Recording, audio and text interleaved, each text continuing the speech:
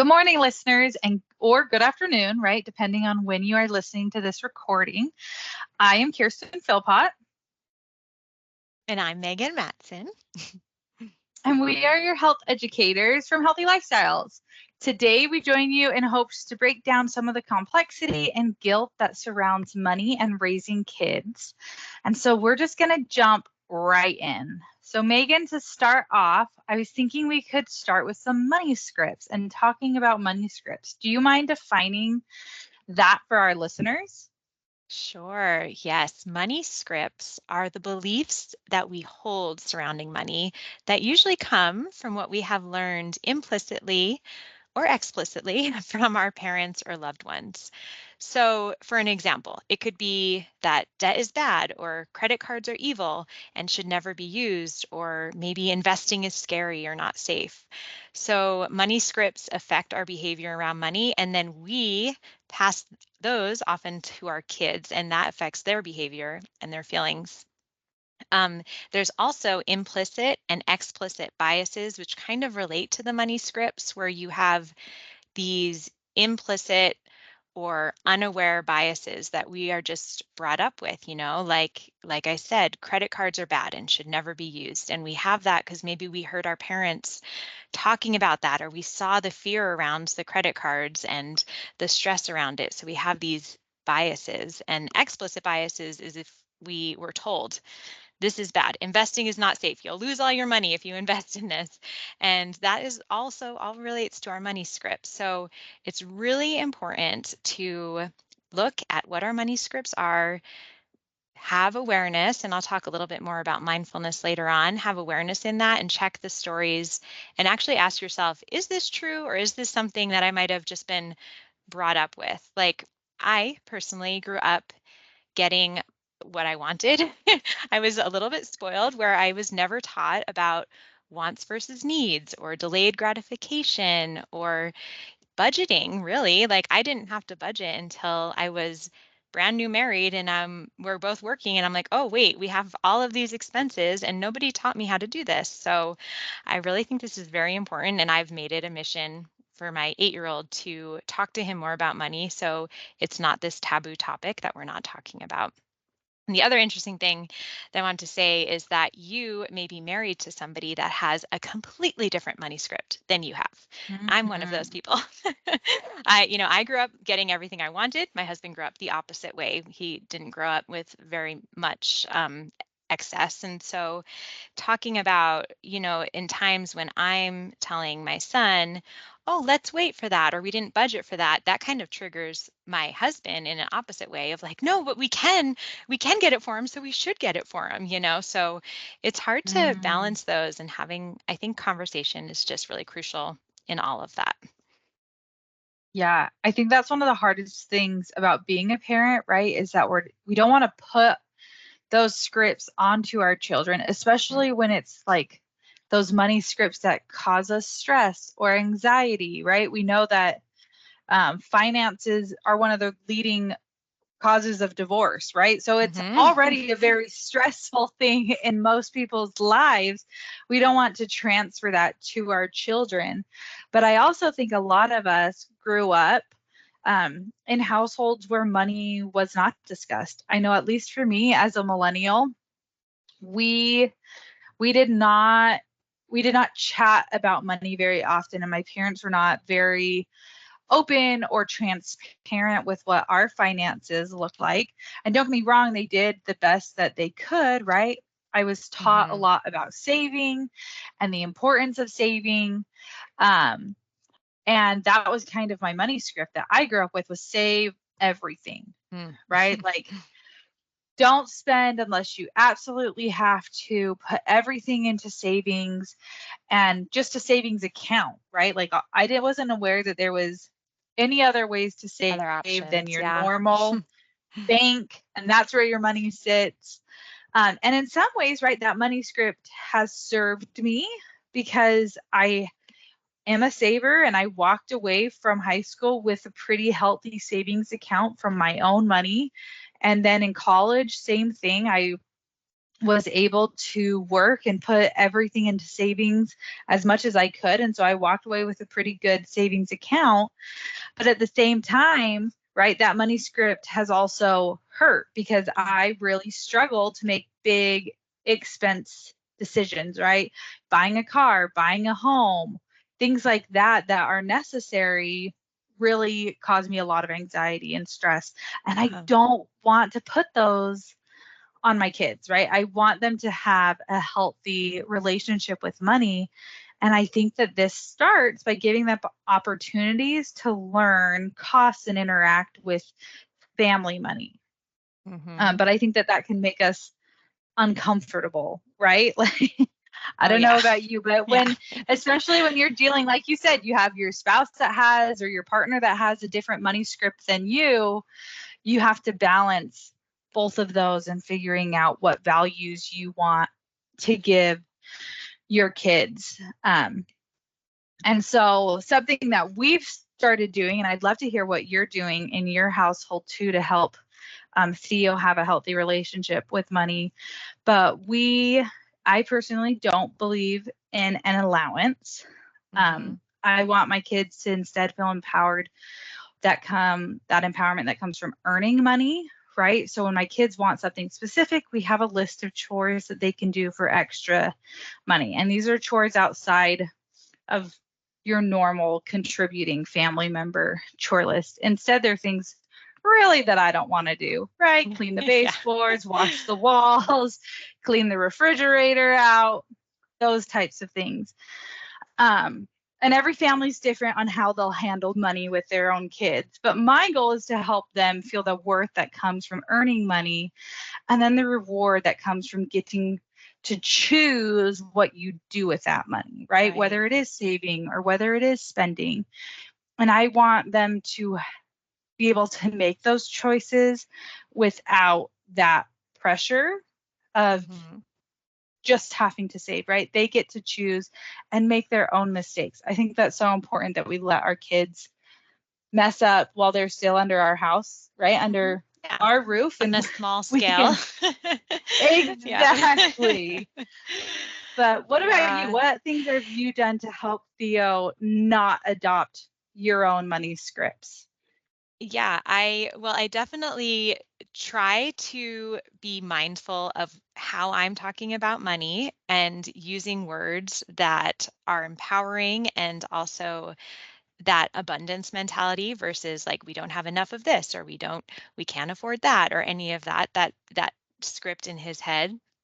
We've also like used a lot of those just kind of the learning opportunities that just come naturally as far as like, oh, this is he had a question one time about homeowners insurance. So we were talking about insurance if there was he liked to talk about like a natural disaster. If there was a natural disaster, Mom, what would happen with all of our stuff? And I was like, well, we have insurance. So that led to a whole conversation about insurance and that we actually pay each month for insurance. And then we talked about health insurance and car insurance and all of that. And we kind of do a similar thing to you. I don't do an allowance, but we have a lot of opportunities for him to earn money and in different ways. But he also loves to sell things and he loves to make things and sell them with his friends we have a little home and we have a little homeschool cottage group, and so or co-op and so we always do like a little sale each year where kids just make, like last year Theo made slime, like little slimes, sold them for a couple dollars, and it's a great way. And he is a saver like through and through. And if he really wants a toy and we are not ready to buy it, we'll sometimes do like a 50-50 split. So he learns the value. He'll often be like, oh, never mind. If he's like, oh, you're not going to buy it, I have to pay 50% of that, never mind. So those are some things we just really I've just tried to like really blend into all of our like lifestyle of talking about it. He did a lemonade stand last summer and he earned like $70 in 45 minutes, and like people were giving, I know, we weren't in Utah, we were in New Jersey, but people were giving him like $20 bills and they're like, good for you, kid. And I'm like, I don't know how much I loved that, because now he's like expecting that amount every time. Where I'm like, sometimes you might Yes. only get like $3 or $4, and that's great. So yeah, Yes. but he right now, actually yesterday we were talking about the next thing that he can sell. So he really wants to kind of come up with an idea of what he can do. So we were talking about that idea of like something you're good at, something that benefits the world, something you enjoy doing, and what's something Yes. that like combines all three of those. So that's just a Oh, little I bit love about what we're that. doing. Yeah. I think that's great, right? And that's really what we want to do is we want to set our kids up for success.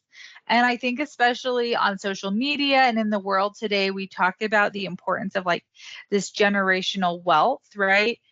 And not the like, I don't know, like not like the Vanderbilt wealth. Like I'm not talking Mhm. like multi-million dollars, right, that we're passing down Right. to our children in trust, but like setting them up for success in the future.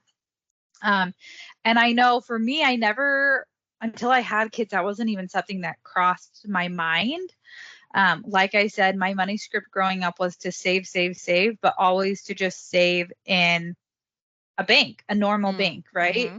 And so when I had kids and I started to do my research on what was out there for me to help them be successful as adults, even though that's 18 years away, um, I had to really kind of research and understand what was around there. And so I love to spend a little bit of time kind of breaking down what your options are to help save for your kids' futures, right? And I think Mm-hmm. when we start talking about this, the first thing that pops into everyone's mind is a 529. So do you Yes. mind sharing a little bit about what a 529 is? Sure. And I'll tell a story about 529. I was brand new Perfect. pregnant with my son, who we took a long time to get pregnant with him. It was like just so, I was so over the moon. Nobody else knew I was pregnant. I was sitting in, at the time I was a wellness coordinator for another company, and I was sitting there in in a financial wellness workshop, and it was all about 529s. It like opened my eyes, and I had no idea. And then I was like, okay, I went home and I'm like to my husband, I'm like, we need to set up a 529 for, I didn't know his name was going to be Theo, but now his name is Theo since he's been born. But Mhm. so I will tell you about a 529. They are investing accounts for education. And for me, this means this is such a big deal, because although I mentioned my parents paid for a lot growing up, once I got to college, I was told I was responsible for that. So, and I didn't have the savings in order to pay for my college Mhm. tuition. So knowing all that I know now about 529s, I'm like, this is so important. They're often, you set them up in your child's name or children's name, and you can only use them for things like college tuition, room and board at college, trade schools. So you can do trade schools. It's not like you have to force your child to go to a normal college. It can be trade schools. It can be books and supplies and other things. There's a list of things that it can be used for. So it's a way to help your kids get a leg up. You know, you can start it when they're young and know that they won't have to worry about that later on. A lot of us are swimming in that debt, you know, especially if you get master's Mhm. programs and things like that. And just a note that each state is different when it comes to tax advantages. So it will be important to look up Utah's advantages specifically, but they are a great resource, and that are, you can start right away, and there's lots of options for you. Yeah, and you don't have to put very much in it to begin with, No, right? Like not at you all. literally can open it with $25 Mhm. and that $25 with compounding interest, like it eventually grows, right? It may not be much, but they'll probably have 1,000 or so dollars by the time they graduate high school. And so Yeah. that is, I think, especially like I said with my own money script, I didn't investing was always very scary to me and I felt like I needed to invest a lot of money all at once in order to make it worth it, and that's just not true, right? It can be even $20 and that's great. At least you're doing something. Yeah. Another really nice thing about the 529 um, is that if your child decides not to gain a formal education, right? Because I think this is one of the fears with a lot of parents, is Mhm. we don't Right. know the future. I don't know what my kid's interests will be. or what their abilities will be. And so what happens if I put all this money into a 529 and then my child decides not to go to a trade school, not to go to a university, right? That they're just not interested in that kind of formal education. And with some new, there's some new options that the government just passed that allows some more flexibilities. So one thing is, you have the ability to simply move all those funds in a 529 to a different 529. So you can just put it in a different account, or you can change the name on the account. So you don't have to just use it for that child. If that child decides they're not going to go to college, you can use it for a different child. Or you can even put your partner's name on it. Maybe they want to go back to school. And so there's a lot of flexibility when it comes to renaming who that money is for. And then also under the new provision, you can use the leftover amount up to $35,000. So $35,000 of your 529 can be rolled over into a Roth IRA for your child, which I think is really nice, especially because it gives you, sometimes as parents have a hard time giving up some control, right? Yeah. Yeah. And this allows for some control over what your money is used for, because we do have the option, right, of simply opening up an investing or brokerage account or even a high yield savings account. But as soon as those accounts get moved to their name at 18 years old, right? So say you've put, $20,000 into an or a high yield savings and you've saved up all this money, they turn 18, they graduate high school, and you gift them this account by putting their name on it. All of a sudden, you don't get any say over what that money is used for, right? They can go and blow it in one fail swoop, and it's their money at that point, and there's nothing you can do. Control. You know that those funds have to be used for that specific educational purpose, or it'll be rolled over to a Roth IRA, which just helps set them up for success with retirement, right? It's really hard to pull money out of your Roth IRA without a lot of penalties. Right. So that's definitely an option. So I do like that. My control helicopter mother in me likes a little bit more of that control. So I think those are great options. Yeah. Any other things that you think for financial literacy that we can do that can help our kids with their own financial literacy? Yeah, well, I think one thing to keep in mind is that it's never too early to start. So even when they're young, like using different learning opportunities. So very, maybe playing store or just teaching them coins and bills and counting money. And if they're getting, my aunt loves sending Theo $2 bills. And so if they're getting a $2 bill every holiday, like saving that and counting how much they're saving, and maybe if they want a toy that they want to save for. So there's so many things you can do when they're really young. And then as you get older, there's all different things too. But I want to go back to implicit and explicit biases because I really think that those learning and awareness opportunities present themselves regularly. If we're a story I like to share is just yesterday, I was getting gas and I filled up my tiny little Toyota Corolla. It was $33.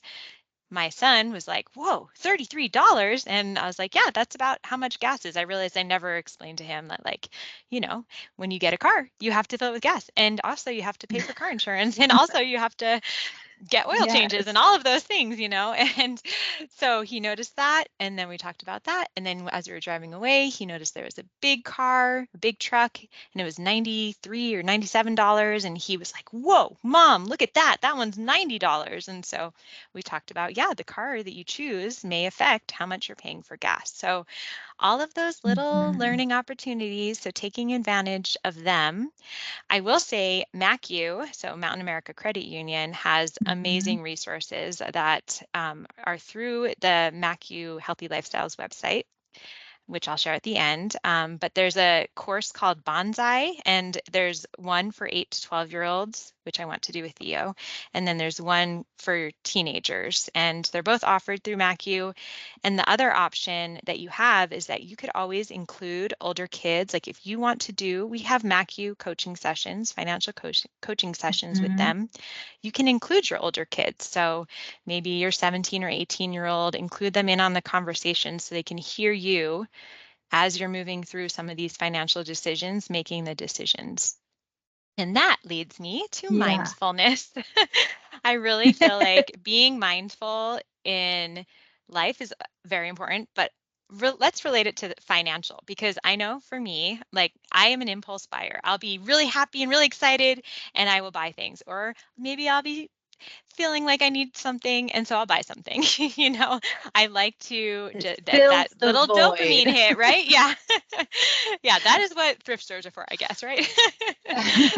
Instead of spending $50, you can spend $1. But yes, so being mindful of that and being aware of what are your tendencies, and maybe just talking something out loud. Like I just like to talk sometimes out loud so that my son can hear me. Like, wow, I am Mhm. feeling really stressed from a long day and I feel like I want to go shopping and buy stuff for myself, but maybe let's go just get a treat for like together and just get that dopamine hit, or let's go on a little walk, or let's have a dance Yeah. party, different things like that. Um, there's an acronym called HALT, and that is probably, hopefully many have heard of it: hungry, angry, lonely, and tired. So are you hungry? Are you angry? Are you lonely? Or are you tired? And usually if any of those are happening, we might want to do something else besides spending money or something, Mhm. reacting to people, whatever it is. So Yes. teaching your children that and modeling that is very important.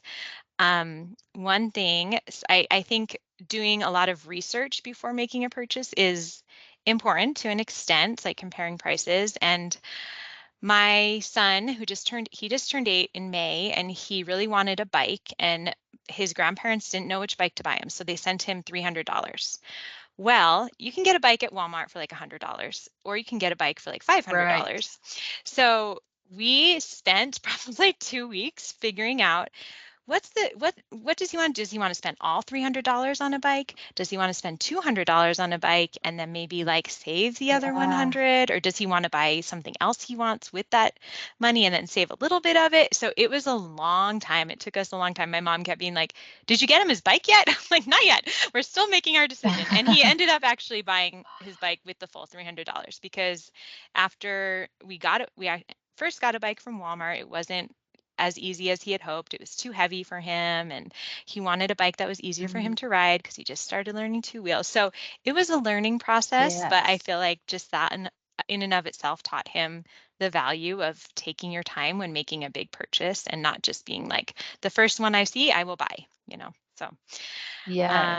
and you can include your kids in budgeting as well, just depending on how old they are. But I think even like little tiny things like, okay, we're going to set up an adventure fund for the month of June.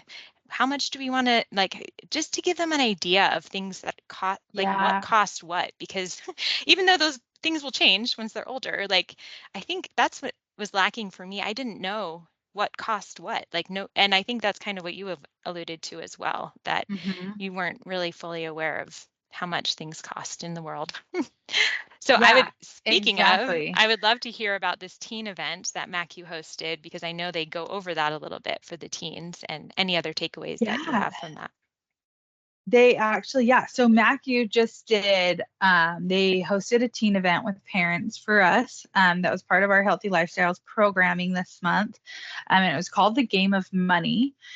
And this is actually a program. They piloted it with us. They've been reworking this activity for the past 2 years. And so they piloted it with us, and it was awesome.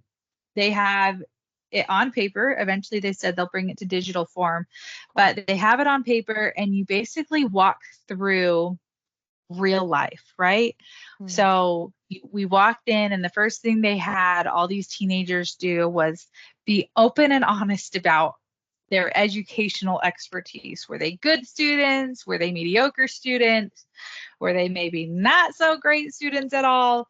And what your grades look like, and kind of how you feel towards education. And they kind of had you write that out, and they write out your financial goals, and then they help you pick a career, right? So like, what kind of career would you like?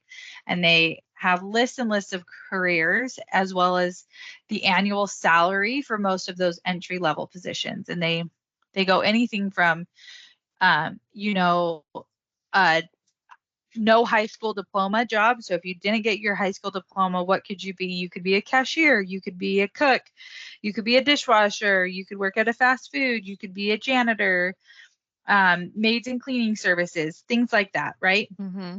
Is what you can do with no diploma. If you do get a high school diploma or its equivalent, right? If you go back and get your GED, what are some of the jobs you can do there, and what do they pay, right? So child care workers, commercial pilots, community health workers, pharmacy technicians, police and sheriff's officers, right? So these all just require a high school diploma. And then most of them also require like a little bit of a trade school. So they have that option there, right? So like firefighters require some kind of vocational degree, insurance appraisers or auto damages, those types of things. They also have lists for your bachelor's degree. So what are some of those jobs out there available for those who get a bachelor's degree, and what their income looks like, as well as a master's or a medical or professional degree. And then they have you pick what career you want, right? So it's so very helpful. comprehensive, very realistic. I know part of me is like, man, I wish I had this when I was even in school, in college, going, what do I think will make money? How much do we use calculus, and how much would it have been better to replace like those high level math classes with some financial literacy? I'm just saying. Exactly. Oh man. Amen. Yeah. But so then after you pick this degree, right, they have this really unique opportunity where they then walk you through major life decisions that I never even thought of in high school, right? So one of the questions are, do you think you'll be married by 28? Yes or no? Do you imagine that partner will work? Yes or no? How many kids do you want? How many pets do you want? What kind of house do you want to live in? Do you want to live in a house? Do you want to live in an apartment? Do you want to rent, or do you want to own?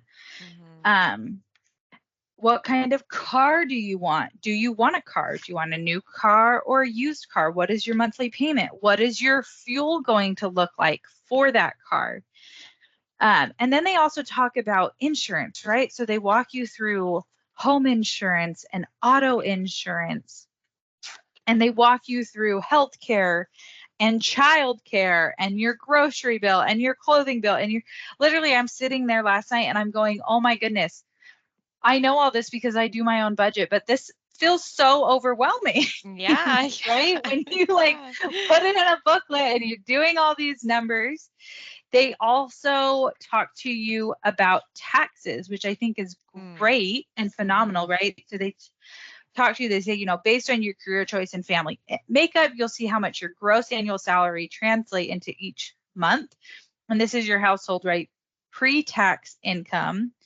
But then let's see how much you'll pay in taxes each month. And they talk you through the tax code, and they just give you some broad estimates, right? They don't go really into it a ton, but they talk about how your taxes include your federal income tax and your state income tax, as well as Social Security and Medicare. And so you have to take all of those into account along with the standard deduction. And then they have you also calculate your child tax credit, which I just think it's so great, because I think in my head, especially like going through college, I had this number in my head that that's how much I was going to make when I graduate.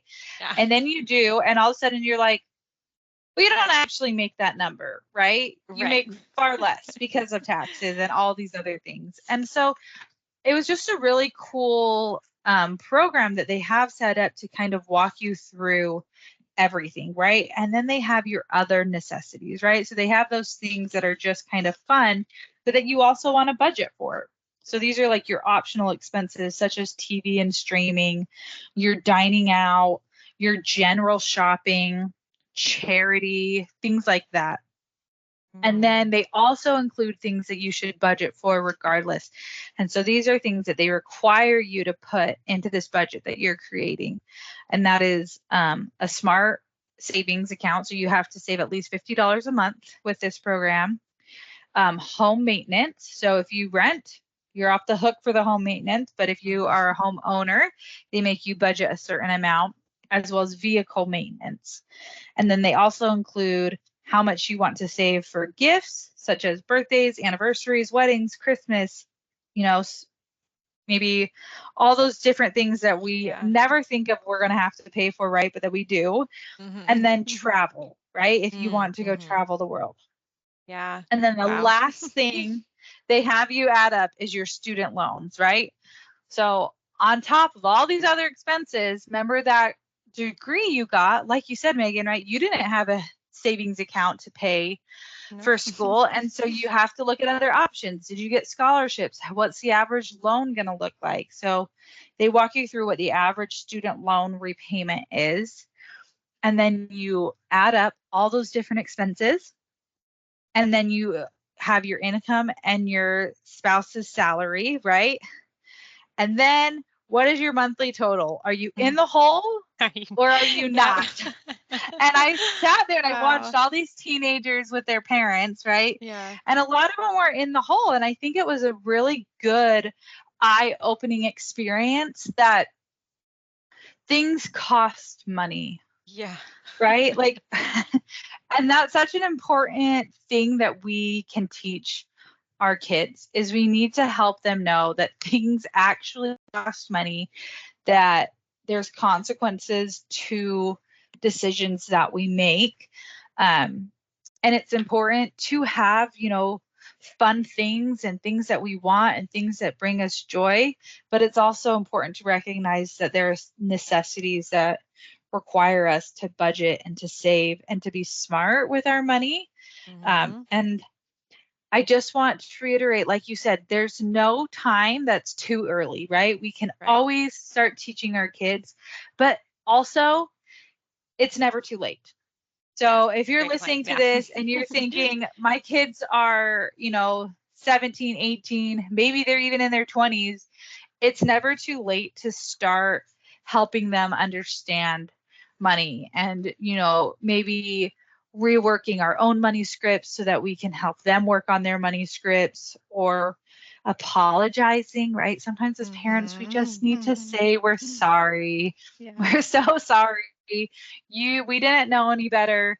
And we're sorry that we taught you this, but in fact, this is what we should have. And that's okay, right? It's okay for us to be humble and to not be perfect, and our kids to know that we're not perfect. So it's never, ever too late. We want to empower our kids. We don't want to bog them down and make them dread becoming adults. Agreed. Amen to all of that. Wow, thank you for all the I thank you for sharing that. I wasn't able to join that, and I just feel like, wow, if I was given that. I remember the first job I got out of college. I mean, I had had jobs in high school and college, but the first like official job I got, and being told the amount I was going to make, and then getting my first paycheck and all of like my health insurance premiums, and of course I'm going to match my 401k, you know, which I highly recommend, you know, of course. But you know, like all of those things. And then I'm like, oh wow, that is not what I expected. When I like got my apartment and my rent, I expected a different amount than that. So yeah, it's so empowering, and I love that you said it's never too late. And I also love that you brought in apologies, and even just like acknowledgments, like, hey, this is maybe what we've said before, but actually we're going to change how we're doing this, or whatever it is. Like, you can always pivot how you do things. So, well, thanks everyone for joining this important discussion. And thank you, Kiersten, for all of your great input. And then I also wanted to share that MACU and Healthy Lifestyles website, because it has a lot of the resources that we shared today. It's just Healthy Lifestyles, SLCO.bonsai, which is spelled BANZAI healthylifestyles.org. And you can find that on our Healthy Lifestyles website as well. So have a great day, everyone. Yes. Thank you. Thanks.